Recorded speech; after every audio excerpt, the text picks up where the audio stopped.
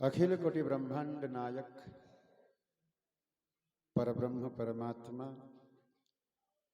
भगवान श्री राधा माधव की प्रत्यक्ष वांग्मयी प्रतिमूर्ति यह श्रीमद्भागवत महापुराण का आज पंचम दिवस, पांचवा दिन। 4 दिन पूरे हो गए, 5वें दिन की प्रारंभ। वैसे पता नहीं चला, नहीं बहुत जल्दी।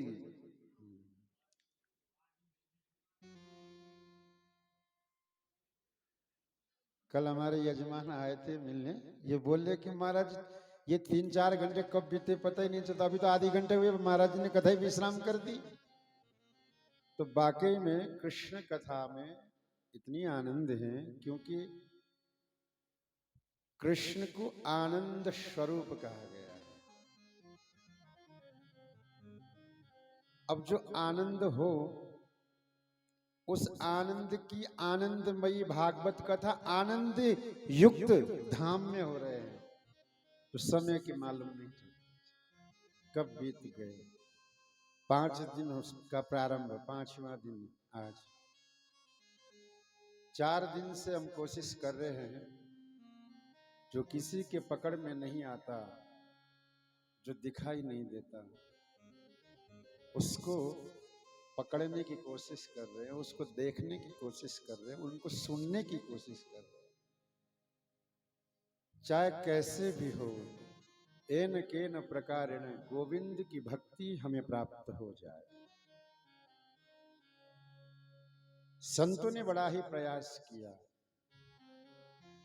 कितना सुंदर दिव्य इस ग्रंथ श्रीमद्भागवत की रचना करके भगवान वेदव्यास जी ने जो विषय और वासना में डूबे हुए जीवात्मा को परमात्मा के करीब लाने की कोशिश की। आज भले ही 3 घंटे या 4 घंटे ही सही, जीवात्मा परमात्मा के करीब रहता है। जो नास्तिक से नास्तिक जीवात्मा ही क्यों न हो, वह भी यदि भागवत कथा के इस पांडाल में सत्संग में आ जाता है तो कुछ क्षण के लिए कृष्णमय बन जाता है, श्री किशोरी जी की राधामय बन जाता है।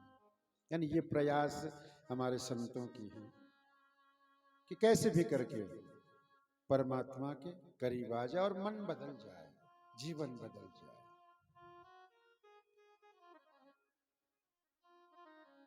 क्योंकि ये संसार सागर है साहब, इसको पार पाना बड़ा ही कठिन है। भगवत भक्ति इतनी नहीं हो पाती, साधना इतने नहीं हो पाते, परंपराओं में डूबे रहते हैं हम लोग व्यवहार में डूबे रहते हैं। फिर उसमें भी यही है कि कुछ समय, कुछ क्षण भगवान के लिए निकाल दी जाए। और ये तो विशेष सौभाग्य हम सभी के हैं कि अलौकिक शक्ति संपन्न इस धाम में आने का सुअवसर मिला और आने के साथ साथ में भगवत कथा यह सत्संग हमें प्राप्त हो रहे हैं। विशेष कृपा अपनी पितरों की, गुरुजनों की, अपने इष्ट की, जो हमें यह सत्संग लाभ प्राप्त हो रहे हैं। पूर्व प्रसंग में आप सबने सुना भगवान राम के जन्म महोत्सव, फिर भगवान कृष्ण के बाल कृष्ण लीला जन्म नंद महोत्सव। बड़े धूमधाम से यहाँ कल आप सभी ने ब्रजवासी बन करके नंदोत्सव मनाया। कल तक जो नहीं नाचे थे इन 4 दिन में वो भी नाचने लग गए। तो ये आनंद है, आनंद।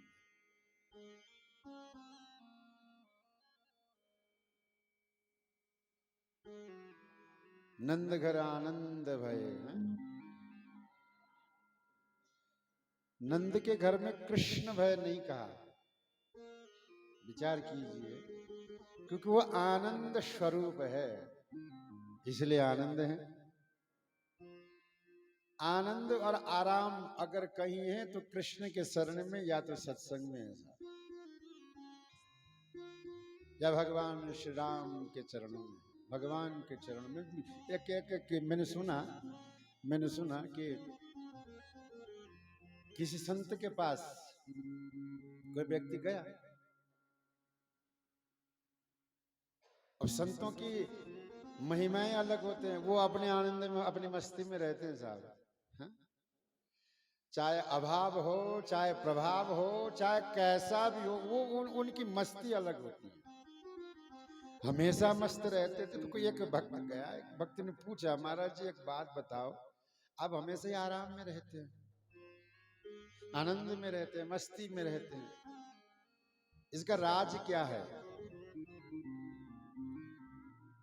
तो संत ने कहा, भाई मैं तुझे बताऊंगा तो तेरे समझ में नहीं आएंगे, विशाल रूप से अगर बताऊं तो तू नहीं समझेगा, और छोटेपन में बिल्कुल 2 शब्द में अगर कहूं तो बस एक काम है। बोले क्या? आराम की तलब है तो बस एक काम कर, आराम की तलब है तो बस एक काम कर, आ राम के शरण में बस राम राम कर, यही आराम है। तो इनके शरण में आने से तो आनंद ही आनंद और आराम। तो खूब आनंद लिया, कल खूब टॉफियां भी ले आया आप सब लोग, बात रख दी मारी। मैंने कहा था कि ले आना, मैं सोचो कि ना लाएंगे ये, पर ले आए, बात रख दिया आप लोगों ने। नहीं, आप लोगों ने कहां से, अपने अपने यहाँ से तो लाए होंगे 50 किलो, परंतु यहाँ आने के बाद इन लोगों को बोला था मैंने कि ले आइयो, कहीं पर तो लाए ना लाए। क्योंकि देखो दुनिया में मक्खी चूस बहुत मिला करे, 2 रुपया भी खर्च ना हो, फोकट में काम हो, ये दुनिया सोचा करे साहब।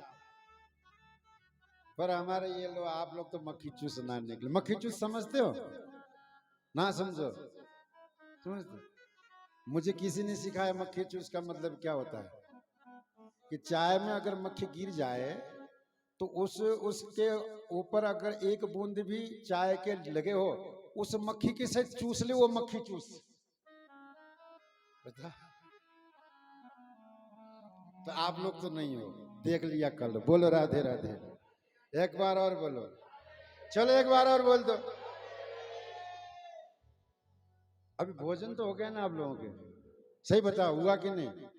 दे दिया चंदू ने? हाँ, बढ़िया व्यवस्था है ना, कोई कमी तो नहीं भोजन में? तो कमी हो तो शिकायत कर दो, मैं चंदू को बोल दूंगा। हाँ, चंदू ने शिकायत पेटी बना रखी है मेरे को, आप लोग मुझे शिकायत कर देना, मैं उसको बोल दूंगा। बोलो, कोई टेंशन नहीं है ना? हाँ, आनंद ही आनंद। तो अभी पाके आए हो, भोजन हो गया? तो जोर से बोल दो ना, पीछे वाले भाई लोग काय को धीरे धीरे बोल रहे? तुम्हारे लुगाई का नाम राधा है क्या?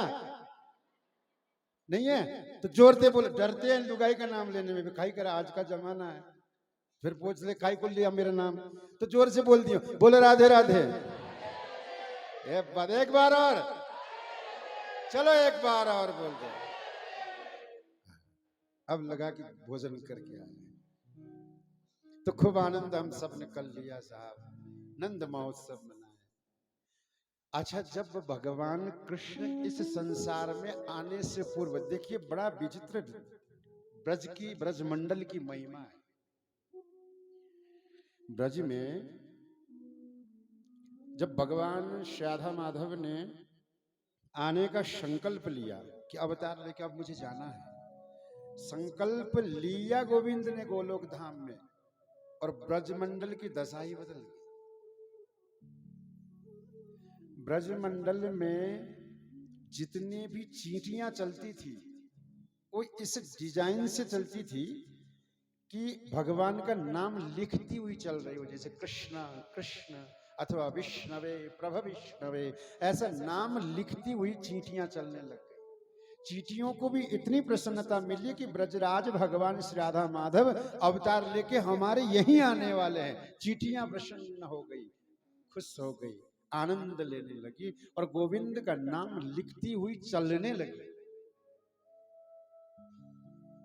आसमान पर पक्षी जब उड़ते थे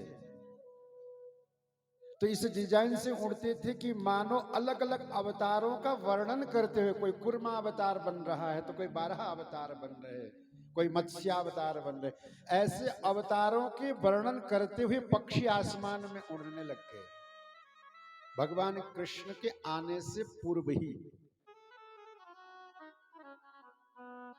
ऐसा लगता है मानो कि प्रत्येक जीव और वहां के प्रत्येक वृक्ष कृष्ण के स्वागत के लिए पूर्व से ही तैयारियां कर रहे हो। ऐसा दिव्य ब्रजमंडल की स्वरूप हो। भगवान प्रादुर्भाव हो गए, नंदोत्सव मना, सूत मागध बंदी जन आए। सबको बाबा ने दुगुनी, जितना मांगी उससे दुगुनी दिया, लुटा दिया। अभी एक ब्राह्मण और वो भी आए। ब्राह्मण के घर में 50 गाय बांधने की जगह नहीं है। ब्राह्मण बोले कि 100 गाय चाहिए। बाबा ने कहा ले जा 200 गाय। तो वो दुगने दे रहे हैं, ले जाओ 200 गाय ले जाओ। 100 की बात कर रहे हो, डबल। ब्राह्मण अब 50 गाय बांधने की जगह घर पर 200 गाय काय कर रहे को बता, सोचने की बात है। लेकिन ले आए। घर में पंडिताइन पानी लेने के लिए पनघट पर गई हुई थी। ये ब्राह्मण देवता आए गए गाय लेकर के 200 गाय लेके और बांधने लगे। चारों तरफ बांध ली, गाय बांधने की जगह नहीं, रसोई तक गाय बांध दी। अब ये खूंटा समझते हैं ना, उस खूंटे को लेकर के कहाँ गाड़ो, कहाँ ठोको, इधर उधर घूम रहे थे। इतने में पंडिताइन पानी लेकर के आए गए। जैसे रसोई में घुसती है तो साहब वहां तब गाय बंधे हुए। अब पंडित साहब ये कहाँ गाड़ू, कहाँ ठोको खूंटा, दौड़ रहे थे। इतने में पंडिताइन को गुस्सा आके बोल दे मेरे माथे पे ठोक दे। पंडित जी बोले नाराज काय को होती है, देख ये गाय लाया मैं, गाय है 200, तू नाराज मत हो। 100 गाय इधर रख लेंगे, 100 गाय तेरे पीहर को भेज देंगे। बस पीहर का नाम लेते, आजा लाओ बताते हो कहाँ ठोकना। ये माताओं को ना पीहर के नाम से अत्यंत प्रेम है कि नहीं? होता है। इसीलिए कहा कि घर में यदि बालिका का जन्म हो जाए तो समझ लेना भगवान की असीम अनुकंपा हो गया। अगर बेटे का जन्म हो जाए तो समझ लेना भगवान हमसे नाराज है। बोल रहा था एक बार और बोले ना, सही में बेटा एक घर को भी तार दे तो बहुत बड़ी बात है, परंतु बेटी दोनों कुल को तार देती है साहब। मातृपक्ष को भी और ससुराल पक्ष को भी, दोनों घर को देखती है एक ही जगह। ससुराल में रह करके पियर को भी देखती है। इसीलिए बच्चे तो यहाँ बोलो राधे राधे। माताएं जो है यहाँ भी ब्राह्मणी पियर के नाम लेते ही तैयारी करने लगी। तो कहने का तात्पर्य कि नंद बाबा ने जो जितना मांगता है दुगुना उसको दिया और सब लेके गए। और लेके कैसे गए कि पोटली भर भर के ले जा रहे हैं। और पोटली भर के इतना, अब जितना उतना ही भरना चाहिए ना, ज्यादा से ज्यादा भर भर के लेके तो कोने से एक एक मणियां बिखेरते हुए निकल पड़े। पूरे ब्रजमंडल में मणियों की, मोतियों की, मालाओं के, हारों की महाराज दाने ही दाने। और मानो ऐसा लगता उस समय कि साक्षात लक्ष्मी स्वयं और कुबेर स्वयं यहाँ आए हो और अपने भंडार कक्ष की दरवाजे को पूरा खोल दिया हो और बाबा लूटा रहे हो, ऐसा दृश्य। और यहाँ प्रश्न हुआ कि नंद बाबा एक छोटे से नंदगांव के राजा है, ज्यादा बड़े नहीं है, क्योंकि नंदगांव के पहले ही मथुरा के राजा तो अग्रसेन है, कंस है। तो नंदगांव के राजा केवल एक छोटे से गांव के राजा है। अब इतने छोटे से गांव के राजा के यहाँ इतना संपत्ति कहां से आया, ये सोचने की बात। और यह प्रश्न हुआ, परीक्षित ने बार बार टोका भी, ऐसा कैसे हो सकता है कि छोटे से नंद गांव के बाबा, ये राजा, और ये इतनी बड़ी मुक्ताओं के हार विशेष लुटाया जाए। तब गर्ग संहिता में कहा गया, महर्षि गर्गाचार्य ने लिखा कि है तो छोटे से गांव के राजा, परंतु जो भगवान श्री राधा माधव गोविंद स्वयं अवतार लेके आ रहे थे, तो कुबेर ने सोचा कि मेरे ही इष्ट की अवतार है और इनके जन्मोत्सव पर क्यों न मेरे भंडार खाली कर दूं। ऐसा कहकर के कुबेर ने आधे प्रहर तक अपने भंडार कक्ष के समस्त गेट को खोल दिए, दरवाजे को खोल दिए, और बाबा ने लुटाया। बोलो राधे राधे। ऐसा थे। तो सुंदर वहां नंद महोत्सव मना, ब्रज की गोपियां, बरसाने की किशोरियां सभी श्रृंगार करके आ रही, क्योंकि जैसे सुना न कि 90 साल में 90 बरस के बाबा है गए, अब जाके उनके घर में लाला हुआ है। और स्वाभाविक है, राजा के घर में यदि राजकुमार का उत्पन्न हो जाता है तो समस्त प्रजा चली जाती है, वही है। और ब्रजमंडल में भगवान कृष्ण का प्रादुर्भाव होना नंद बाबा के यहाँ, तो समस्त ब्रजवासी नंद बाबा नंद महल की ओर श्रृंगार करते हुए जा रहे हैं। समस्त गोपियां, एक 95 साल की डोकरी, बोलो राधे राधे, वो कही कि मैं भी आज सजूंगी। अब बताओ काय सजेगी वो, 95 साल की है, आंख अंते तो दिखे ना है, सुझे ही ना है, तो भी कह रहे सजूंगी आज। नंद क्या लाला हुए और सजवा गई, चली गई सजने के लिए, गलती है गई उससे, दिखे ना, ऊपर पहनने वाले नीचे पहनने, नीचे पहनने वाले ऊपर पहन ली, और फिर कह रहे मैं सजूंगी आज। एक वृद्ध गोपी वो कही मैं भी सजूंगी, लेके क्रीम लगाने की जगह तो काजल लगा ली, और काजल लगाने के लिए क्रीम लगाए ले। बता, कोई ऐसा नहीं जो न सजा हो, कोई भी ऐसा नहीं व्यक्ति की जो प्रसन्न मुद्रा में न हो, जो आनंदित न हो कृष्ण जन्म महोत्सव में। और सभी गोपियां आकर के बधाइयां दे दे करके नाच रही है, गा रही है। इतने में एक भगवान श्री राधा माधव के, भगवान श्री कृष्ण की जो गोपियां, विशेष गोपियां, वो झुंड के झुंड बनकर के सज धज के सुंदर श्रृंगार करके, सुंदर, यहाँ भागवत जी में इन गोपियों के श्रृंगार के विशेष वर्णन आता है, सुंदर वर्णन है गोपियों।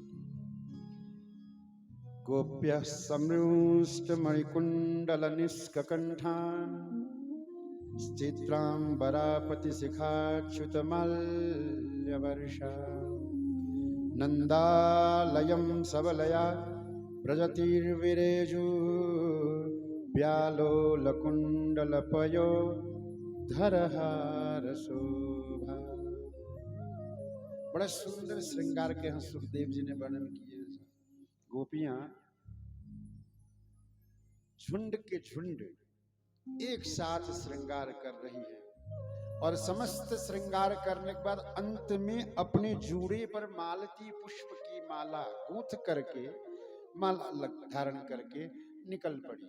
सभी गोपियां झुंड के साथ में निकली, और जैसे ही निकली बाहर वीथियों में ब्रजमंडल, हमारे ब्रजराज के, हमारे नंद बाबा के गृह तक, महल तक जाने के लिए कुछ समय लगता। उन रास्तों से गुजर रही थी, नाचती हुई, नृत्य करती हुई, गाती हुई, उछलती हुई, कूदती हुई जब गोपियां जा रही थी, तो उनके माथे में जो मालती के पुष्प की माला गूंथ करके जो लगाई थी जूड़े पर, वो पुष्प अपने आप जमीन पर गिरने लगे, टीके ही नहीं मालती, उस जूड़े पर नहीं रहे। तो यहां पर संतों को बड़ा आश्चर्य हुआ कि ऐसा सौभाग्य इन पुष्पों को मिल रहे थे, क्योंकि गोपियां जब दर्शन करने के लिए जाती और कृष्ण के दर्शन करती, वहां पर कृष्ण को स्पर्श करती, वह स्पर्श सुख उन पुष्पों को भी मिलते। वो पुष्प भी धन्य होते जो कृष्ण के दर्शन करके, परंतु यहां गिरे क्यों? उनके माथे में अड़े रहते। तो बड़ा ही सुंदर भाव संतों ने की है। एक महात्मा कहे कि इन पुष्पों की भाव देखो।